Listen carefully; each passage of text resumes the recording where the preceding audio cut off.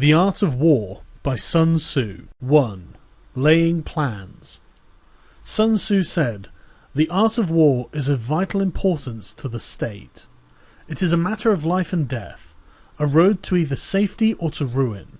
Hence it is a subject of inquiry which can on no account be neglected. The art of war, then, is governed by 5 constant factors, to be taken into account in one's deliberations, when seeking to determine the conditions obtaining in the field. These are 1. The moral law, 2. Heaven, 3. Earth, 4. The commander, 5. Method and discipline. The moral law causes people to be in complete accord with their ruler, so that they will follow him regardless of their lives, undismayed by any danger. Heaven signifies night and day, cold and heat, times and seasons. Earth comprises distances great and small, danger and security, open ground and narrow passes, and the chances of life and death. The commander stands for the virtues of wisdom, sincerity, benevolence, courage and strictness. By method and discipline are to be understood the marshalling of the army in its proper subdivisions, the graduations of rank among the officers, the maintenance of roads by which supplies may reach the army, and the control of military expenditure. These 5 heads should be familiar to every general. He who knows them will be victorious. He who knows them not will fail. Therefore, in your deliberations, when seeking to determine the military conditions, let them be made the basis of a comparison, in this wise: which of the 2 sovereigns is imbued with the moral law? Which of the 2 generals has the most ability? With whom lies the advantages derived from heaven and earth? On which side is discipline most rigorously enforced? Which army is stronger? On which side are officers and men more highly trained? In which army is there the greater constancy in both reward and punishment? The general that hearkens to my counsel and acts upon it will conquer. Let such a one be retained in command. The general that hearkens not to my counsel, nor acts upon it, will suffer defeat. Let such a one be dismissed. While heading the profit of my counsel, avail yourself also of any helpful circumstances over and beyond the ordinary rules. According as circumstances are favourable, one should modify one's plans. All warfare is based on deception. Hence, when able to attack, we must seem unable. When using our forces, we must seem inactive. When we are near, we must make the enemy believe that we are far away. And when far away, we must make him believe that we are near. Hold out baits to entice the enemy. Feign disorder and crush him. If he is secure at all points, be prepared for him. If he is superior in strength, evade him. If your opponent is of choleric temper, seek to irritate him. Pretend to be weak, that he may grow arrogant. If he is taking his ease, give him no rest. If his forces are united, separate them. Attack him where he is unprepared, appear where you are not expected. These military devices, leading to victory, must not be divulged beforehand. Now the general who wins a battle makes many calculations in his temple ere the battle is fought. The general who loses a battle makes but few calculations beforehand. Thus do many calculations lead to victory, and few calculations lead to defeat. How much more no calculation at all? It is by attention to this point that I can foresee who is likely to win or lose. 2. Waging war. Sun Tzu said, "In the operations of war, where there are in the field 1,000 swift chariots, as many heavy chariots, and 100,000 mail-clad soldiers, with provisions enough to carry them 1,000 li, the expenditure at home and at the front, including entertainment of guests, small items such as glue and paint, and sums spent on chariots and armour, will reach the total of 1,000 ounces of silver per day. Such is the cost of raising an army of 100,000 men. When you engage in actual fighting, if victory is long in coming, then men's weapons will grow dull and their ardour will be dampened. If you lay siege to a town, you will exhaust your strength. Again, if the campaign is protracted, the resources of the state will not be equal to the strain.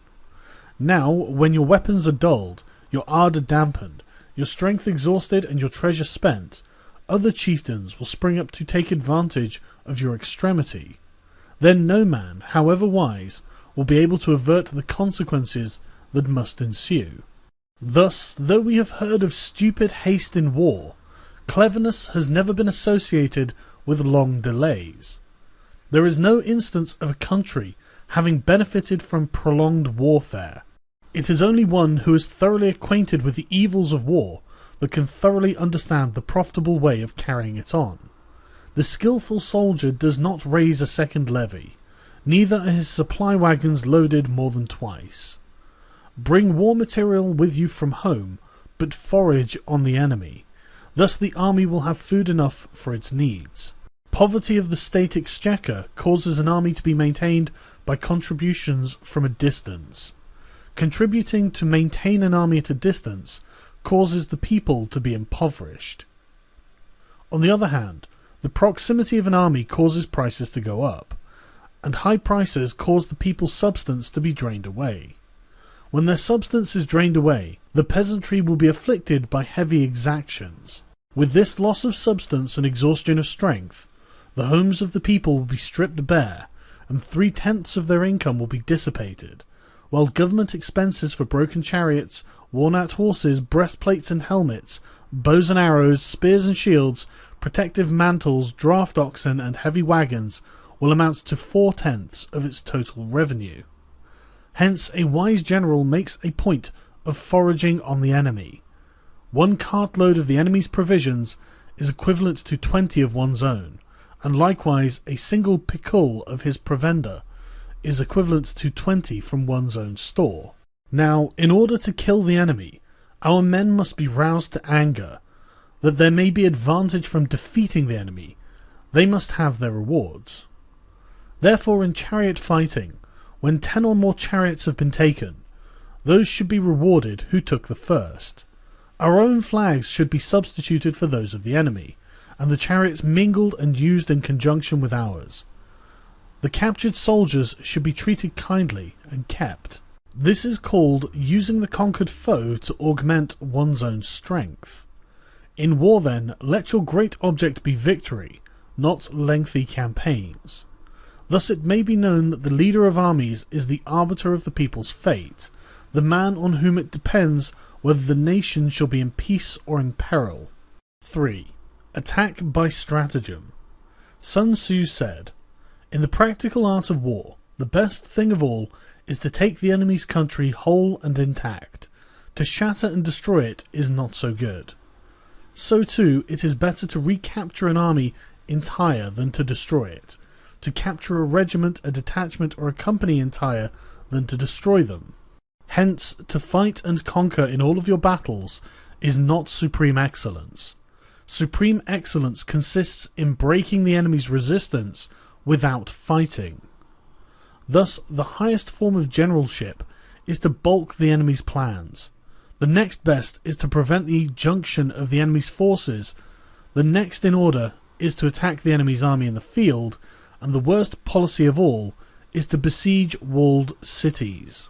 The rule is not to besiege walled cities if it can possibly be avoided. The preparation of mantlets, movable shelters, and other various implements of war will take up 3 whole months, and the piling up of mounds over and against the walls will take 3 months more.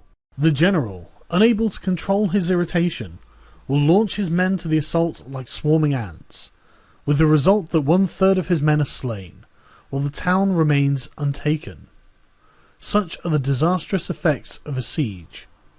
Therefore the skilful leader subdues the enemy troops without any fighting. He captures their cities without laying siege to them. He overthrows their kingdom without lengthy operations in the field. With his forces intact, he will dispute the mastery of the empire, and thus, without losing a man, his triumph will be complete. This is the method of attacking by stratagem. It is the rule in war, if our forces are 10 to the enemy's 1, to surround him. If 5 to the enemy's 1, attack him. If twice as numerous, divide our army into 2. If equally matched, we can offer battle. If slightly inferior in numbers, we can avoid the enemy. If quite unequal in every way, we can flee from him. Hence, though an obstinate fight may be made by a small force, in the end it must be captured by the larger force. Now the general is the bulwark of the state. If the bulwark is complete at all points, the state will be strong. If the bulwark is defensive, the state will be weak. There are 3 ways in which a ruler can bring misfortune upon his army. 1. By commanding the army to advance or to retreat, being ignorant of the fact that it cannot obey. This is called hobbling the army. 2. By attempting to govern an army in the same way as he administers a kingdom, being ignorant of the conditions which obtain in an army. This causes restlessness in the soldiers' minds. 3. By employing the officers of his army without discrimination, through ignorance of the military principle of adaptation to circumstances. This shakes the confidence of the soldiers. But when the army is restless and distrustful, trouble is sure to come from other feudal princes. This is simply bringing anarchy into the army, and flinging victory away. Thus we may know that there are 5 essentials for victory. 1. He will win who knows when to fight and when not to fight. 2. He will win who knows how to handle both superior and inferior forces. 3. He will win whose army is animated by the same spirit throughout all its ranks. 4. He will win who, prepared himself, waits to take the enemy unprepared. 5. He will win who has military capacity and is not interfered with by the sovereign. Hence the saying, if you know the enemy and you know yourself, you need not fear the result of 100 battles. If you know yourself but not the enemy, for every victory gained you will also suffer a defeat. If you neither know the enemy nor yourself, you will succumb in every battle. 4. Tactical dispositions. Sun Tzu said, "The good fighters of old put themselves beyond the possibility of defeat, and then waited for an opportunity of defeating the enemy. To secure ourselves against defeat lies in our own hands, but the opportunity of defeating the enemy is provided by the enemy himself. Thus the good fighter is able to secure himself against defeat, but cannot make certain of defeating the enemy. Hence the saying, one may know how to conquer without being able to do it." Security against defeat implies defensive tactics. Ability to defeat the enemy means taking the offensive. Standing on the defensive indicates insufficient strength. Attacking, a superabundance of strength. The general who is skilled in defense hides in the most secret recesses of the earth. He who is skilled in attack flashes forth from the topmost heights of heaven. Thus, on one hand, we have the ability to protect ourselves, on the other, a victory that is complete.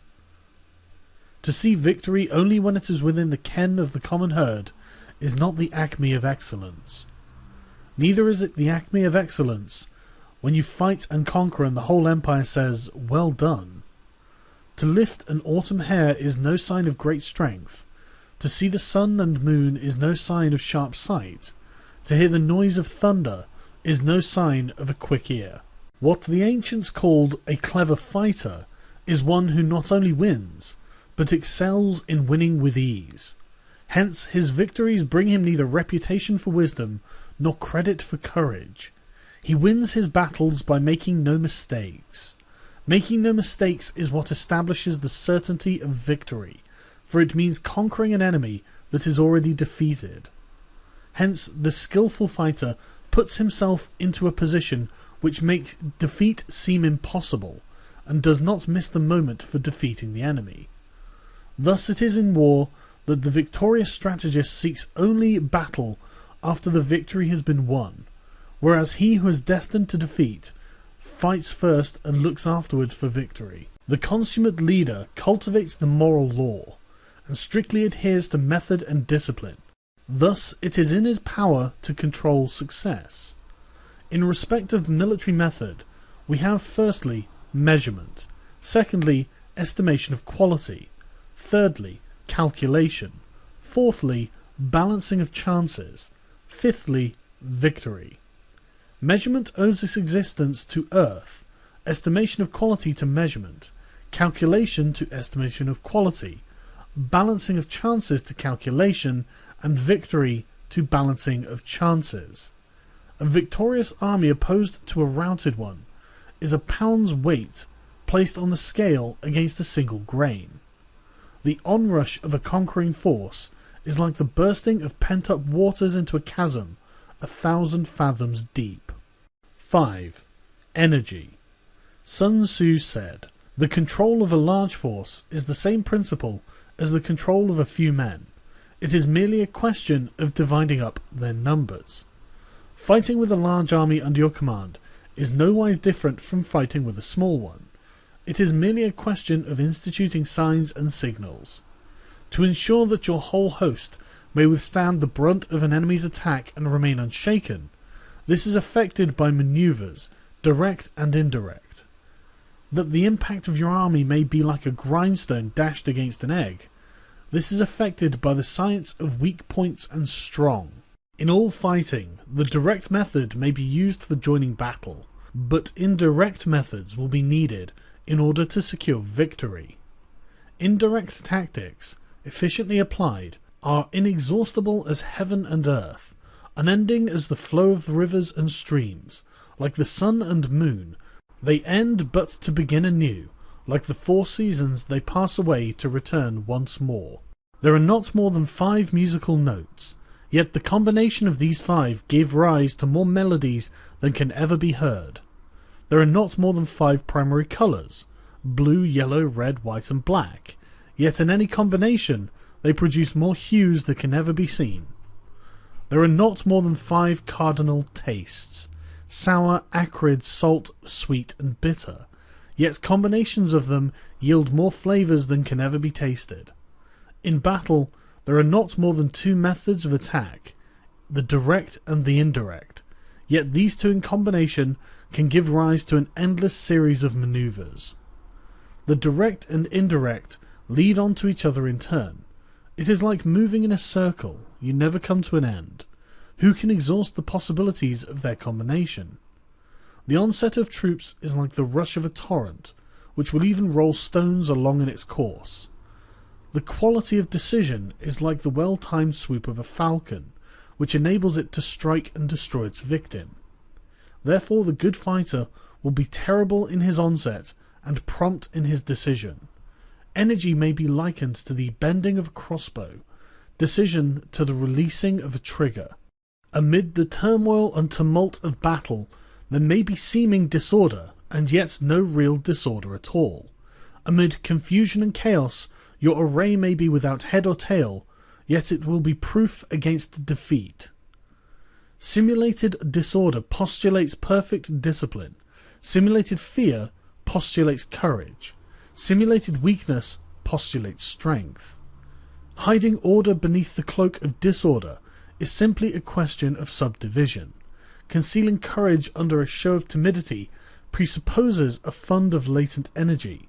Masking strength with weakness is to be effected by tactical dispositions. Thus, one who is skillful at keeping the enemy on the move maintains deceitful appearances, according to which the enemy will act. He sacrifices something that the enemy may snatch at it. By holding out baits, he keeps him on the march. Then with a body of picked men he lies in wait for him. The clever combatant looks to the effect of combined energy, and does not require too much from individuals. Hence his ability to pick out the right men and utilize combined energy. When he utilizes combined energy, his fighting men become, as it were, like unto rolling stones or logs, for it is the nature of a log or stone to remain motionless on level ground, and to move when on a slope. If four-cornered, it will come to a standstill, but if round-shaped, it will go rolling down. Thus the energy developed by good fighting men is as the momentum of a round stone rolled down a mountain thousands of feet in height. So much on the subject of energy. 6. Weak points and strong. Sun Tzu said, "Whoever is first in the field and awaits the coming of the enemy will be fresh for the fight. Whoever is second in the field and has to hasten to battle will arrive exhausted." Therefore, the clever combatant imposes his will on the enemy, but does not allow the enemy's will to be imposed on him. By holding out advantages to him, he can cause the enemy to approach of his own accord, or, by inflicting damage, he can make it impossible for the enemy to draw near. If the enemy is taking his ease, he can harass him. If well supplied with food, he can starve him out. If quietly encamped, he can force him to move. Appear at points which the enemy must hasten to defend. March swiftly to places where you are not expected. An army may march great distances without distress if it marches through the country where the enemy is not. You can be sure of succeeding in your attacks if you only attack places which are undefended. You can ensure the safety of your defense if you only hold positions that cannot be attacked. Hence, the general is skillful in attack whose opponent does not know what to defend, and he is skillful in defense whose opponent does not know what to attack. O divine art of subtlety and secrecy! Through you we learn to be invisible, through you inaudible, and hence we can hold the enemy's fate in our hands. You may advance and be absolutely irresistible if you make for the enemy's weak points. You may retire and be safe from pursuit if your movements are more rapid than those of the enemy. If we wish to fight, we can prevent the enemy from engaging us even though the lines of our encampment be merely traced out on the ground. All we need to do is throw something odd and accountable in his way. By discovering the enemy's dispositions and remaining invisible ourselves, we can keep our forces concentrated while the enemy's must be divided. We can form a single united body while the enemy must split his up into fractions. Hence there will be a whole pitted against separate parts of a whole, which means that we shall be many to the enemy's few. And if we are able thus to attack an inferior force with a superior one, our opponents will be in dire straits. The spot where we intend to fight must not be made known, for then the enemy will have to prepare against a possible attack at several different points. And if his forces being thus distributed in many directions, the numbers we shall have to face at any given point will be proportionally few. For should the enemy strengthen his van, he will weaken his rear. Should he strengthen his rear, he will weaken his van. Should he strengthen his left, he will weaken his right. Should he strengthen his right, he will weaken his left. If he sends reinforcements everywhere, he will everywhere be weak. Numerical weakness comes from having to prepare against possible attacks. Numerical strength from compelling our adversary to make these preparations against us. Knowing the place and time of the coming battle, we may concentrate from the greatest distances in order to fight. But if neither the time nor the place be known, then the left wing will be impotent to succour the right, and the right equally impotent to succour the left, the van unable to relieve the rear, or the rear unable to support the van. How much more so if the furthest portions of the army are anything under 100 li apart, and even the nearest are separated by several li. Though according to my estimate, the soldiers of Yue exceed our own in number, that shall advantage them nothing in the matter of victory. I say then that victory can be achieved. Though the enemy be stronger in numbers, we may prevent him from fighting. Scheme so as to discover his plans and the likelihood of their success. Rouse him and learn the principle of his activity or inactivity. Force him to reveal himself so as to find out his vulnerable spots. Carefully compare the opposing army with your own, so that you may know where the strength is superabundant and where it is deficient. In making tactical dispositions, the highest pitch you can attain is to conceal them. Conceal your dispositions, and you will be safe from the prying of the subtlest spies, from the machinations of the wisest brains. How victory may be produced for them, out of the enemy's own tactics, that is what the multitude cannot comprehend. All men can see the tactics whereby I conquer, but what none can see is the strategy out of which victory is evolved. Do not repeat the tactics which have gained you one victory, but let your methods be regulated by the infinite variety of circumstances. Military tactics are like unto water, for water in its natural course runs away from high places and hastens downwards. So in war the way is to avoid what is strong and to strike at what is weak. Water shapes its course according to the nature of the ground over which it flows. The soldier works out his victory in relation to the foe whom he is facing. Therefore, just as water retains no constant shape, so in warfare there are no constant conditions. He who can modify his tactics in relation to his opponent, and thereby succeed in winning, may be called a heaven-born captain. The 5 elements, water, fire, wood, metal, and earth, are not always equally predominant. The 4 seasons make way for each other in turn. There are short days and long. The moon has its periods of waning and waxing. 7. Maneuvering. Sun Tzu said, "In war the general receives his commands from the sovereign. Having collected an army and concentrated his forces, he must blend and harmonize the different elements thereof before pitching his camp. After that comes tactical maneuvering, than which there is nothing more difficult. The difficulty of tactical maneuvering consists in turning the devious into the direct, and misfortune into gain. Thus, to take a long and circuitous route after enticing the enemy out of the way, and though starting after him, to contrive to reach the goal before him, shows knowledge of the artifice of deviation. Maneuvering with an army is advantageous, with an undisciplined multitude most dangerous. If you set a fully equipped army in march in order to snatch an advantage, the chances are that you will be too late. On the other hand, to detach a flying column for the purpose involves the sacrifice of its baggage and stores. Thus, if you order your men to roll up their buff coats and make forced marches without halting day or night, covering double the usual distance at a stretch, doing 100 li in order to wrest an advantage, the leaders of all of your 3 divisions will fall into the hands of the enemy. The stronger men will be in front, the jaded ones will fall behind, and on this plan only 1/10 of your army will reach its destination.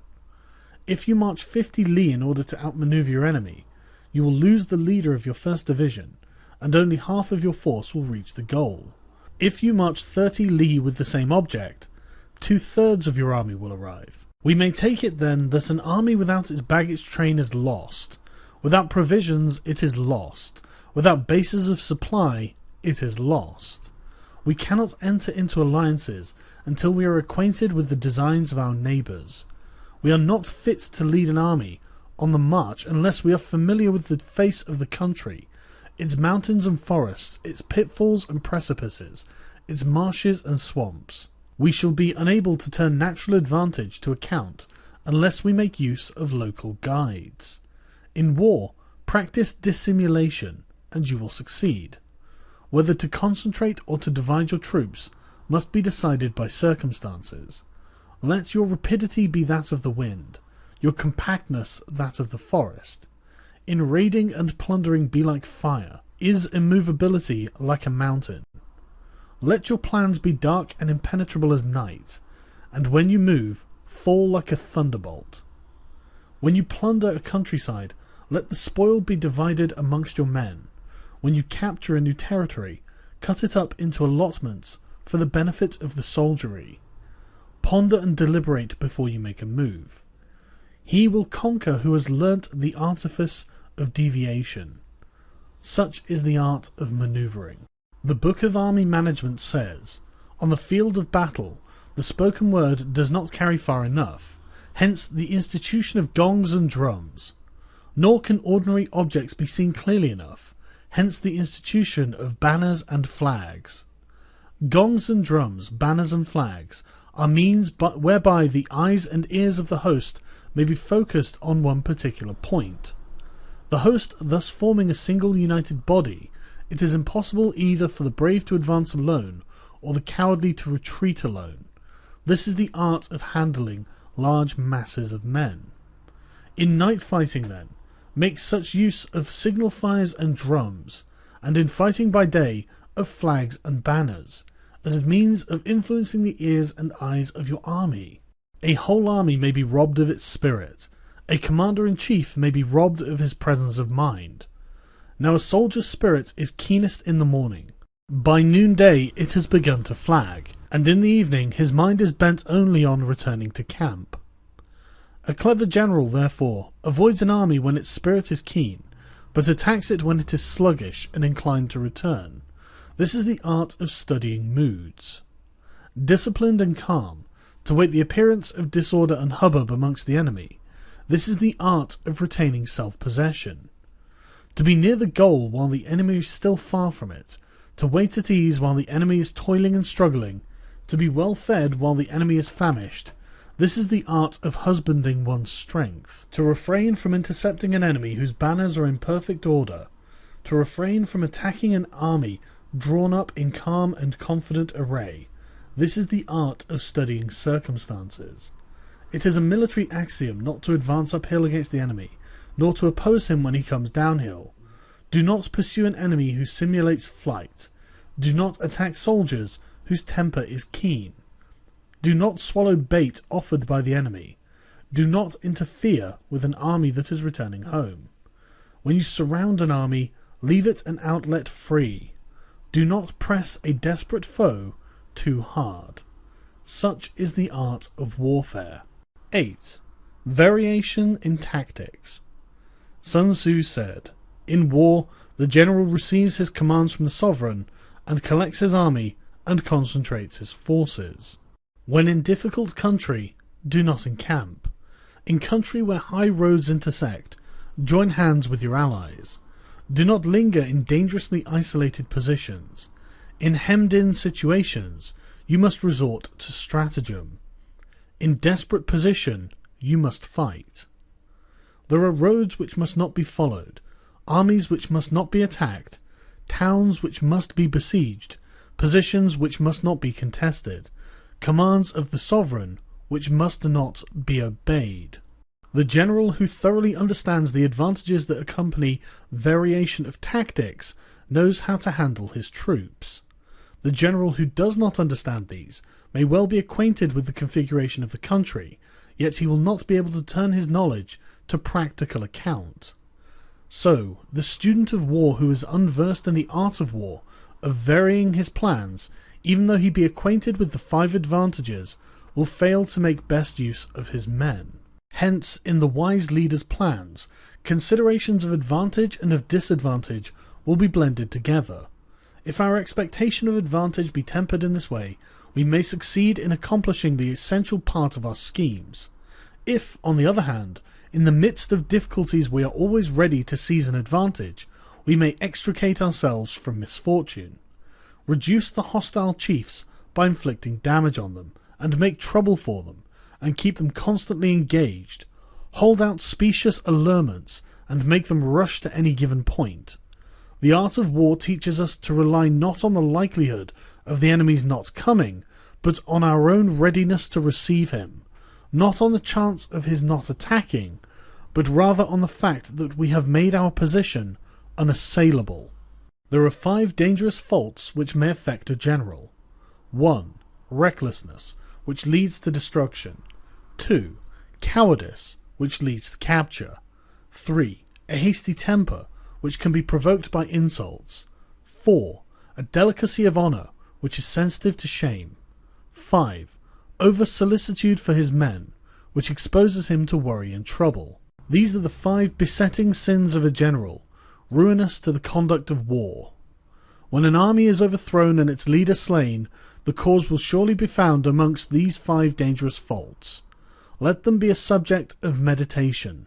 9. The army on the march. Sun Tzu said, "We come now to the question of encamping the army, and observing the signs of the enemy. Pass quickly over mountains, and keep in the neighbourhood of valleys. Camp in high places, facing the sun. Do not climb heights in order to fight. So much for mountain warfare. After crossing a river, you should get far away from it. When an invading force crosses a river on its onward march, do not advance to meet it midstream. It will be best to let half the army get across, and then deliver your attack. If you are anxious to fight, you should not go to meet the invader near a river which he has to cross. Moor your craft higher up than the enemy, and facing the sun. Do not move upstream to meet the enemy. So much for river warfare. In crossing salt marshes, your sole concern should be to get over them quickly without any delay. If forced to fight in a salt marsh, you should have water and grass near you, and your back to a clump of trees. So much for operations in salt marshes. In dry, level country, take up an easily accessible position with rising ground to your right and on your rear, so that the danger may be in front and safety lie behind. So much for campaigning in flat country.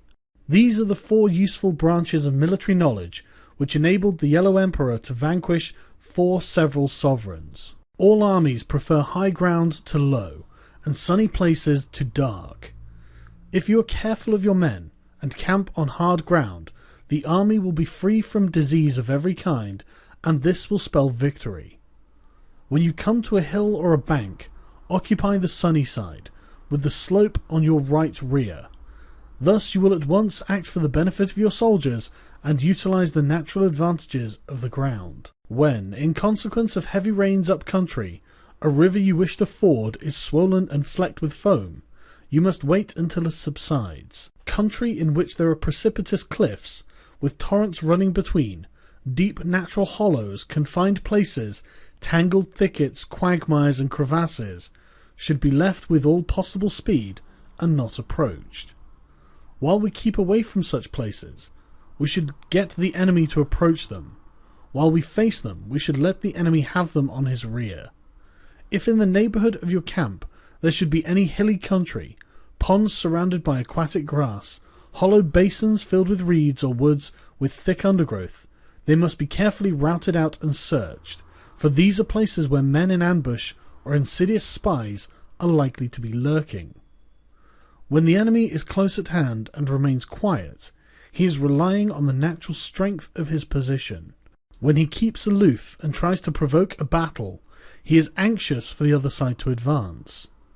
If his place of encampment is easy of access, he is tendering a bait. Movement amongst the trees of a forest shows that the enemy is advancing.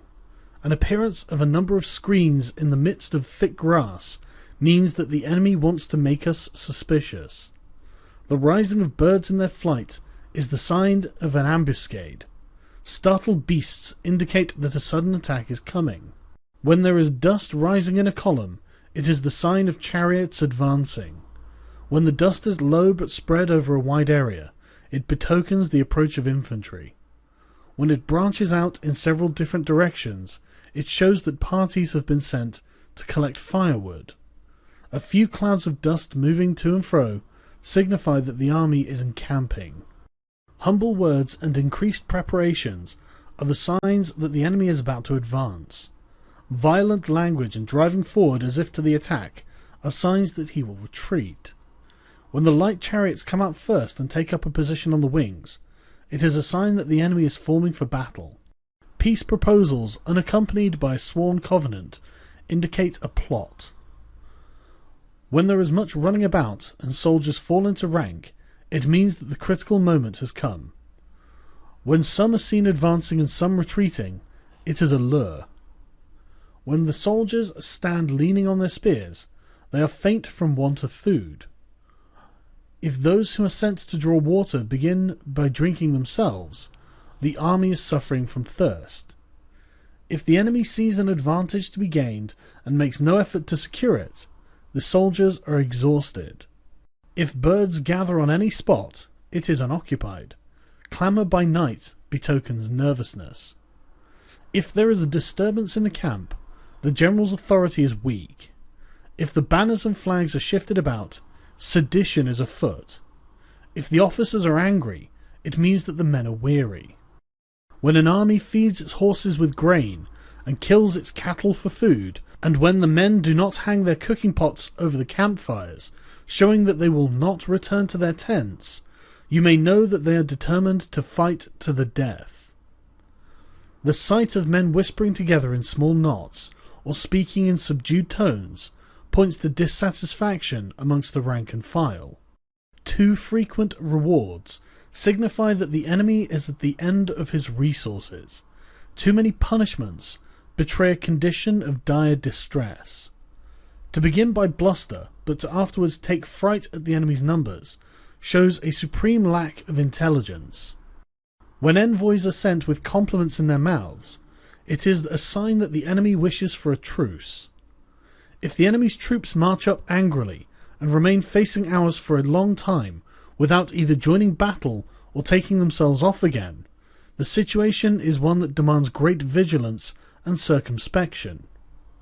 If our troops are no more in number than the enemy, that is amply sufficient.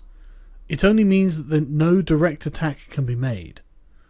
What we can do is simply to concentrate all our available strength, keep a close watch on the enemy, and obtain reinforcements. He who exercises no forethought, but makes light of his opponents, is sure to be captured by them. If soldiers are punished before they have grown attached to you, they will not prove submissive, and unless submissive, then will be practically useless. If, when the soldiers have become attached to you, punishments are not enforced, they will still be useless. Therefore, soldiers must be treated in the first instance with humanity, but kept under control by means of iron discipline. This is a certain road to victory. If in training soldiers' commands are habitually enforced, the army will be well disciplined. If not, its discipline will be bad. If a general shows confidence in his men, but always insists on his orders being obeyed, the gain will be mutual. 10. Terrain. Sun Tzu said, "We may distinguish 6 kinds of terrain, to wit, 1. Accessible ground, 2. Entangling ground, 3. Temporizing ground, 4. Narrow passes, 5. Precipitous heights, 6. Positions at great distance from the enemy. Ground which can be freely traversed by both sides is called accessible. With regard to ground of this nature, be before the enemy in occupying the raised and sunny spots, and carefully guard your line of supplies. Then you will be able to fight with advantage. Ground which can be abandoned but is hard to reoccupy is called entangling. From a position of this sort, if the enemy is unprepared, you may sally forth and defeat him, but if the enemy is prepared for your coming, and you fail to defeat him, then return being impossible, disaster will ensue. When the position is such that neither side will gain by making the first move, it is called temporizing ground. In a position of this sort, even though the enemy should offer us an attractive bait, it will be advisable not to stir forth, but rather to retreat, thus enticing the enemy in his turn. Then, when part of his army has come out, we may deliver our attack with advantage. With regard to narrow passes, if you can occupy them first, let them be strongly garrisoned and await the advent of the enemy. Should the army forestall you in occupying a pass, do not go after him if the pass is fully garrisoned, but only if it is weakly garrisoned. With regard to precipitous heights, if you are beforehand with your adversary, you should occupy the raised and sunny spots and wait for him to come up. If the enemy has occupied them before you, do not follow him, but retreat and try to entice him away. If you are situated at a great distance from the enemy, and the strength of the two armies is equal, it is not easy to provoke a battle, and the fighting will be to your disadvantage. These are the 6 principles connected with the earth. The general who has attained a responsible post must be careful to study them. Now an army is exposed to 6 several calamities, not arising from natural causes, but from the faults from which the general is responsible. These are 1. Flight, 2. Insubordination, 3. Collapse, 4. Ruin, 5. Disorganization, and 6. Rout. Other conditions being equal, if one force is hurled against another 10 times its size, the result will be the flight of the former. When the common soldiers are too strong and their officers too weak, the result is insubordination. When the officers are too strong and the common soldiers too weak, the result is collapse. When the higher officers are angry and insubordinate, and on meeting the enemy give battle on their own account from a feeling of resentment, before the commander-in-chief can tell whether or no he is in a position to fight, the result is ruin. When the general is weak and without authority, when his orders are not clear and distinct, when there are no fixed duties assigned to officers and men, and the ranks are formed in a slovenly and haphazard manner, the result is utter disorganization. When a general, unable to estimate the enemy's strength, allows an inferior force to engage a larger one, or hurls a weak detachment against a powerful one, and neglects to place picked soldiers in the front rank, the result must be a rout. These are the 6 ways of courting defeat, which must be carefully noted by the general who has attained a responsible post. The natural formation of the country is the soldier's best ally, but a power of estimating the adversary, of controlling the forces of victory, and of shrewdly calculating the difficulties, dangers, and distances constitutes the great test of a general. He who knows these things and in fighting puts his knowledge into practice will win his battles. He who knows them not, nor practices them, will surely be defeated. If fighting is so sure to result in victory, then you must fight, even though the ruler forbid it. If fighting will not result in victory, then you must not fight, even at the ruler's bidding. The general who advances without coveting fame, and retreats without fearing disgrace, whose only thought is to protect his country and do good service for his sovereign, is the jewel of the kingdom. Regard your soldiers as your children, and they will follow you into the deepest valleys. Look upon them as your own beloved sons, and they will stand by you even unto death. However, if you are indulgent, but unable to make your authority felt, kind-hearted, but unable to enforce your commands, and incapable, moreover, of quelling disorder, then your soldiers must be likened to spoilt children. They are useless for any practical purpose. If we know that our own men are in a condition to attack, but are unaware that the enemy is not open to attack, we have gone only halfway towards victory. If we know that the enemy is open to attack, but are unaware that our own men are not in a condition to attack, we have gone only halfway towards victory. If we know that the enemy is open to attack, and we also know that our men are in a condition to attack, but are unaware that the nature of the ground makes fighting impracticable, we have still only gone halfway towards victory. Hence, the experienced soldier, in one motion, is never bewildered. Once he has broken camp, he is never at a loss. Hence the saying, if you know your enemy, and you know yourself, your victory will not stand in doubt. If you know heaven and you know earth, you may make your victory complete. 11. The 9 situations. Sun Tzu said, the art of war recognizes 9 varieties of ground. 1. Dispersive ground. 2. Facile ground. 3. Contentious ground. 4. Open ground. 5. Ground of intersecting highways. 6. Serious ground. 7. Difficult ground. 8. Hemmed-in ground. And 9. Desperate ground. When a chieftain is fighting in his own territory, it is dispersive ground. When he has penetrated into hostile territory, but to no great distance, it is facile ground. Ground the possession of which imports great advantage to either side, it is contentious ground.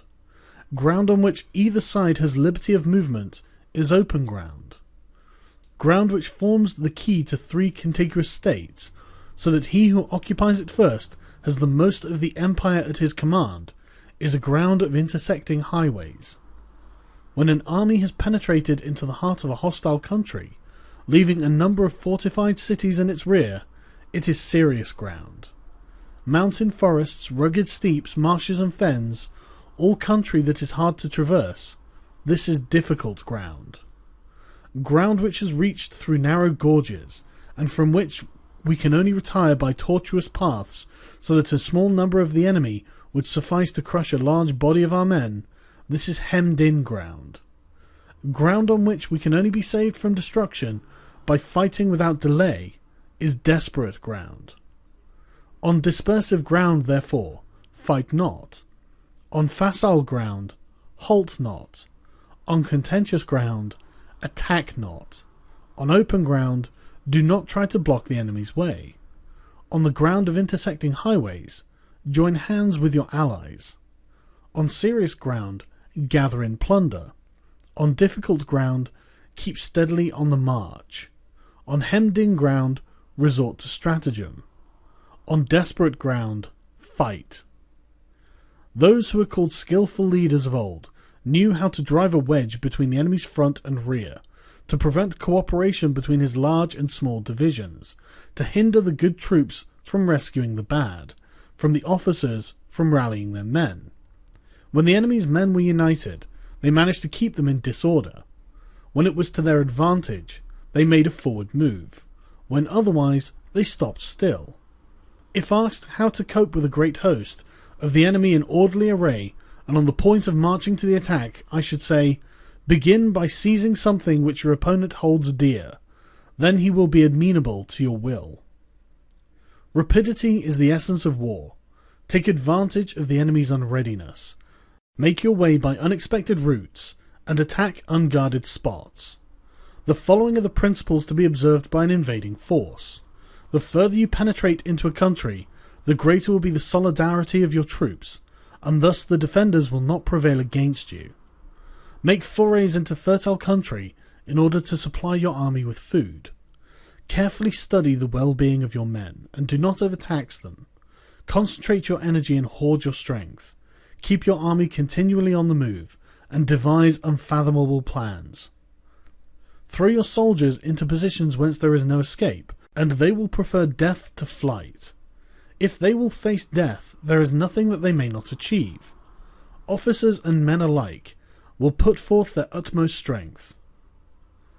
Soldiers, when in desperate straits, lose the sense of fear. If there is no place of refuge, they will stand firm.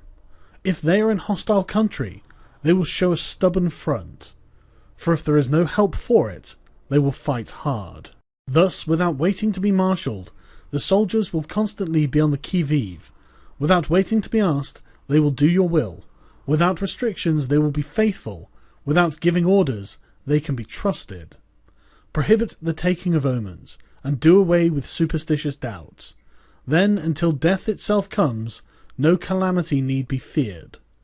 If our soldiers are not overburdened with money, it is not because they have a distaste for riches. If their lives are not unduly long, it is not because they are disinclined to longevity.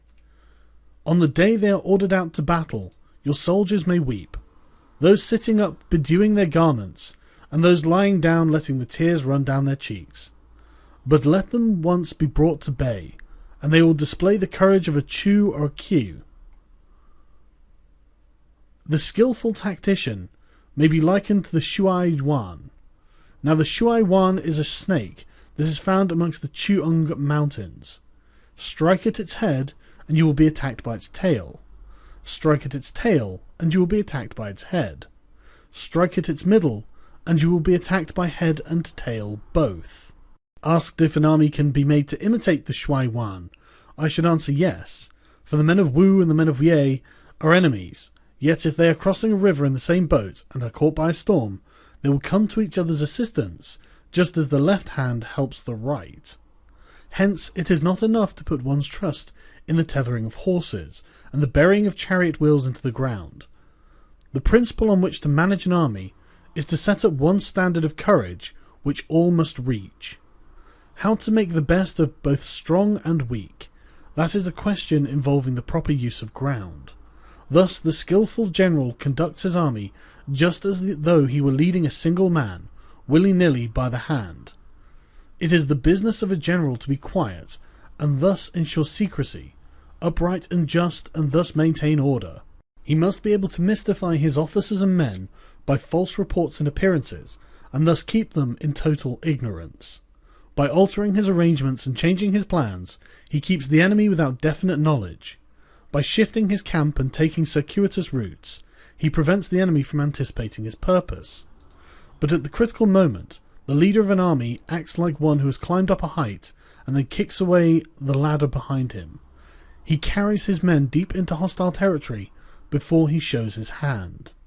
He burns his boats and breaks his cooking pots like a shepherd driving a flock of sheep. He drives his men this way and that, and knows nothing whither he is going. To muster his host and bring it into danger, this may be termed the business of a general. The different measures suited to the 9 varieties of ground, the expediency of aggressive or defensive tactics, the fundamental laws of human nature, these are the things that must most certainly be studied. When invading hostile territory, the general principle is that penetrating deeply brings cohesion, but penetrating but a short way means dispersion. When you leave your own country behind and take your army across neighbourhood territory, you find yourself on critical ground. When there are means of communication on all 4 sides, the ground is one of intersecting highways. When you penetrate deeply into a country, it is serious ground, but when you penetrate a little way, it is facile ground. When you have the enemy's strongholds on your rear and narrow passes in front, it is hemmed-in ground. Where there is no place of refuge at all, it is desperate ground. Therefore, on dispersive ground, I would inspire my men with unity of purpose. On facile ground, I would see to it that there is close connection between all parts of my army. On contentious ground, I would hurry up my rear. On open ground, I would keep a vigilant eye on my defences. On ground of intersecting highways, I would consolidate my alliances. On serious ground, I would try to ensure a continuous stream of supplies. On difficult ground, I would keep pushing along the road. On hemmed-in ground, I would block any way of retreat. On desperate ground, I would proclaim to my soldiers the hopelessness of saving their lives. For it is the soldier's disposition to offer an obstinate resistance when surrounded, to fight hard when he cannot help himself, and to obey promptly when he has fallen into danger.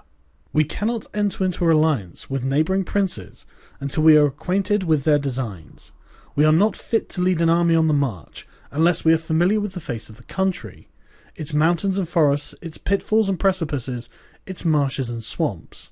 We shall be unable to turn natural advantages to account unless we make use of local guides.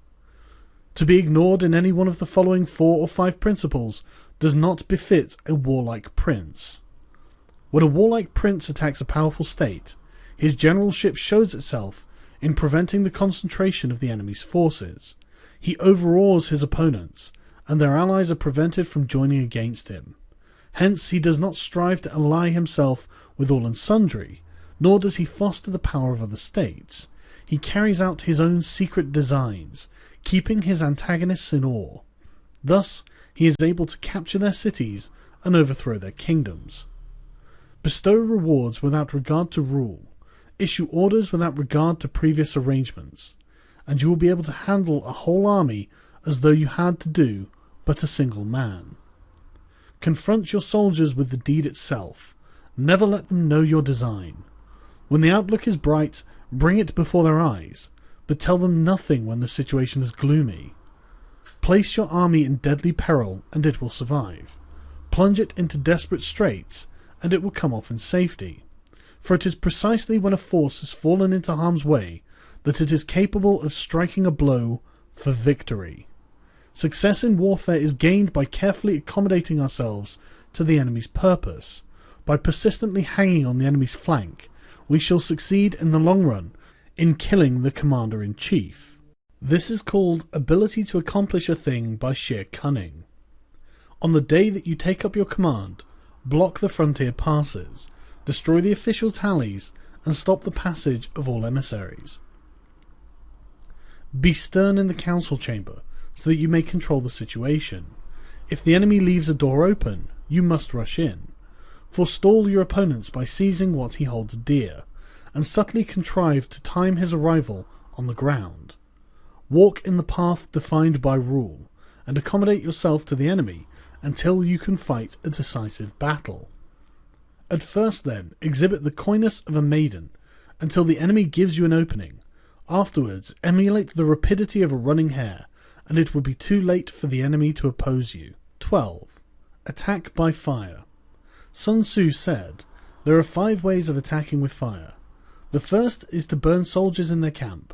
The second is to burn stores. The third is to burn baggage trains. The fourth is to burn arsenals and magazines. The fifth is to hurl dropping fire amongst the enemy. In order to carry out an attack, we must have means available. The material for raising fire should always be kept in readiness. There is a proper season for making attacks with fire, and special days for starting a conflagration. The proper season is when the weather is very dry. The special days are those when the moon is in the constellations of the sieve, the wall, the wing, or the crossbar, for these 4 days are all of rising wind. In attacking with fire, one should be prepared to meet the 5 possible developments. 1. When a fire breaks out inside to an enemy's camp, respond at once with an attack from without. 2. If there is an outbreak of fire but the enemy's soldiers remain quiet, bide your time and do not attack. 3. When the force of the flames has reached its height, follow it up with an attack. If that is practicable, if not, stay where you are. 4. If it is possible to make an assault with fire from without, do not wait for it to break out from within, but deliver your attack at a favourable moment. 5. When you start a fire, be windward of it. Do not attack from the leeward. A wind that rises in the daytime lasts long, but a night breeze soon falls. In every army, 5 developments connected with fire must be known, the movement of the stars calculated, and a watch kept for the proper days. Hence, those who use fire as an aid to the attack show intelligence. Those who use water as an aid to the attack gain an accession of strength. By means of water, an enemy may be incepted, but not robbed of all of his belongings. Unhappy is the fate of one who tries to win his battles and succeed in his attacks without cultivating the spirit of enterprise, for the result is a waste of time and general stagnation. Hence the saying, "The enlightened ruler lays his plans well ahead, the good general cultivates his resources." Move not unless you see an advantage. Use not your troops unless there is something to be gained. Fight not unless the position is critical. No ruler should put troops into the field merely to gratify his own spleen. No general should fight a battle simply out of pique. If it is to your advantage, make a forward move. If not, stay where you are. Anger may in time change to gladness. Vexation may be succeeded by content. But a kingdom that has once been destroyed can never again come into being, nor can the dead ever be brought back to life. Hence the enlightened ruler is heedful, and the good general full of caution. This is the way to keep a country at peace and an army intact. 13. The use of spies. Sun Tzu said, "Raising a host of 100,000 men and marching them great distances entails heavy loss on the people and a drain on the resources of the state. The daily expenditure will amount to 1,000 ounces of silver. There will be a commotion at home and abroad, and men will drop down exhausted on the highways. As many as 700,000 families will be impeded in their labour. Hostile armies may face each other for years, striving for the victory which is decided in a single day. This being so, to remain in ignorance of the enemy's condition, simply because one grudges the outlay of a few 100 ounces of silver in honours and emoluments, is the height of inhumanity. One who acts thus is no leader of men, no present help to his sovereign, and no master of victory. Thus, what enables the wise sovereign and the good general to strike and conquer and achieve things beyond the reach of ordinary men is foreknowledge. Now this foreknowledge cannot be elicited from spirits, it cannot be obtained inductively from experience, nor by any deductive calculation. Knowledge of the enemy's dispositions can only be obtained from other men. Hence the use of spies, there are 5 classes. 1. Local spies. 2. Inward spies. 3. Converted spies. 4. Doomed spies. 5. Surviving spies. When these 5 kinds of spy are all at work, none can discover the secret system. This is what is called divine manipulation of the threads. It is the sovereign's most precious faculty. Having local spies means employing the services of inhabitants of a district. Having inward spies making use of the officials of the enemy, having converted spies, getting hold of the enemy spies and using them for our own purposes, having doomed spies, doing certain things openly for purposes of deception and allowing our spies to know of them and report them to the enemy. Surviving spies are finally those who bring back news from the enemy's camp. Hence it is that which none in the whole army are more intimate relations to be maintained than with spies. None should be more liberally rewarded. In no other business should greater secrecy be preserved. Spies cannot be usefully employed without a certain intuitive sagacity. They cannot be properly managed without benevolence and straightforwardness. Without subtle ingenuity of mind, one cannot make certain the truth of their reports. Be subtle, and use your spies for every kind of business. If a secret piece of news is divulged by a spy before the time is ripe, he must be put to death together with the man to whom the secret was told. Whether the object be to crush an army, to storm a city, or to assassinate an individual, it is always necessary to begin by finding out the names of the attendants, the aides de camp, the doorkeepers and sentries of the general in command. Our spies must be commissioned to ascertain these.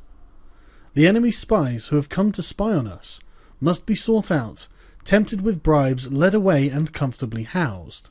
Thus they will become converted spies and available for our service. It is through the information brought by the converted spy that we are able to acquire and employ local and inward spies. It is owing to his information again that we can cause the doomed spy to carry false tidings to the enemy.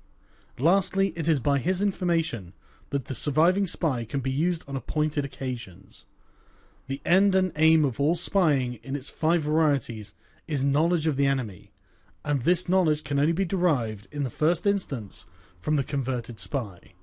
Hence it is essential that the converted spy be treated with the utmost liberality.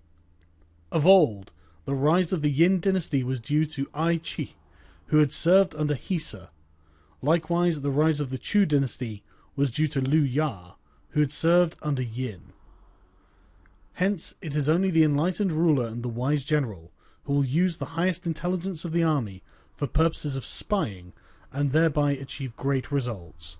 Spies are a most important element in water because on them depends an army's ability to move.